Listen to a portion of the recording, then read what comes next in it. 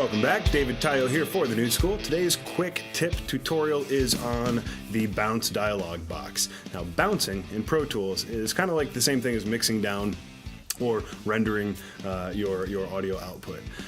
So I've got this 42-minute session, it's a concert mix. Let's go ahead and bounce just one song.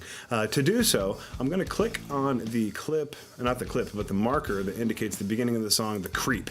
And I'm going to shift click on Talk Too Much. So now the creep in its entirety is selected. It's called the selected range, and now I'm going to bounce just that instead of the entire session.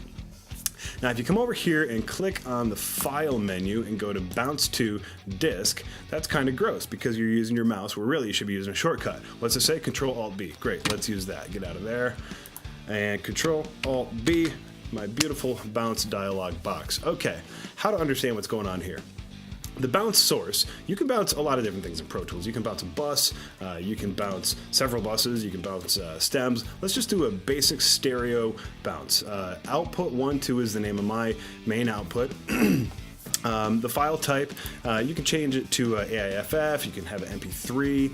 I'm going to leave it as a WAV file. Now the format. I can kick out multiple mono, which means I'm going to actually write 2 mono files, left channel and right channel, to the hard drive. Not trying to do that. I want to write an interleaved file. And what that means is that I'm going to actually have 2 channels of audio in the same WAV file. Let's go ahead and pretend dither and all the mastering effects and everything is set up. I want to make this CD quality. CD quality is 16-bit instead of 24, and the sample rate for CD quality is 44.1 kilohertz. That's 44,100 samples per second. Let's skip past these guys. We'll talk about those another time and go right to the file name. This is going to be the name of the WAV file that gets written to the hard drive in your computer. Let's go ahead and call it the creep.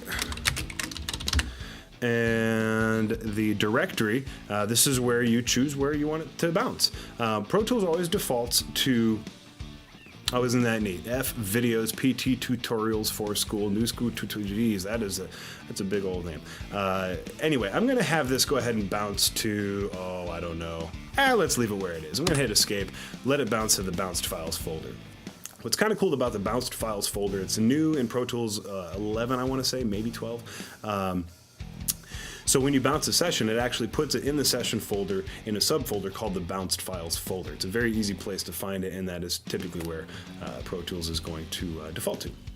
Now, the online and offline function. If you choose to bounce online by unchecking offline, then your bounce is going to happen in real time. You're going to listen to the whole song as it basically writes to the hard drive in real time. If you choose offline, Pro Tools can go through and crunch those numbers as fast as your computer can do so to create the rendered bounce faster than real time. So there you go. You hit bounce and it's going to perform exactly that function.